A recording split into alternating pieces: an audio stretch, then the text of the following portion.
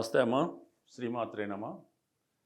మీరు అడిగినట్టు ఈ 2026 సంవత్సరం ఫలితాలు మనం తెలుసుకునేటప్పుడు ప్రధానంగా సంవత్సర ఫలితాలు తెలుసుకునేటప్పుడు ప్రధానంగా 4 గ్రహాలనే మనం బేస్ చేసుకొని చెప్పుకుంటాం.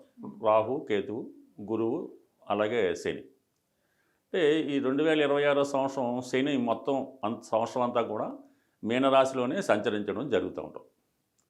అలాగే రాహు కుంభరాశి యందు డిసెంబర్ 5వ తారీఖు వరకు, అంటే ఇంచుమించుగా 11 నెలల దాకా కూడా రాహు కూడా అదే రాశిలో మారకుండా ఉండడం జరుగుతుంది. దాంతోపాటు కేతువు కూడా సింహరాశి అందే డిసెంబర్ 5 వరకు ఇంచుమించు సంవత్సరం అంతా సింహరాశిలో సంచరించడం జరుగుతుంది.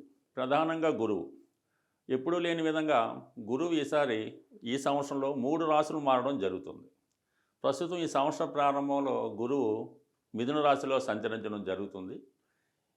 జూన్ 1వ తారీఖున కర్కాటక రాశిలో ప్రవేశించడం జరుగుతుంది. అంటే ఉచ్చ రాశిలో ప్రవేశించి కర్కాటక రాశిలో అక్టోబర్ 31 వరకు సంచరిస్తాడు. ఇది గురువుకి అత్యంత బలమైన కాలం కాబట్టి ఆ సమయంలో చాలా శుభ ఫలితాలు జరగడం జరుగుతూ ఉంటుంది. అయితే అక్టోబర్ 31వ తారీఖున ఈ గురువు మళ్ళా సింహరాశిలో ప్రవేశించడం జరుగుతుంది. ఈ సింహరాశిలో ప్రవేశించిన గురువు ఆ రాశిలోనే వక్రించి ఇంచుమించుగా మనకి డిసెంబర్ 31 వరకు అదే రాశిలో ఉంటూ ఇంకా కంటిన్యూ అవ్వడం జరుగుతూ ఉంటుంది. ఈ విధంగా ఈ ప్రధాన 4 గ్రహాలు కూడా ఈ సంవత్సరంలో ఉండడం జరుగుతూ ఉంది.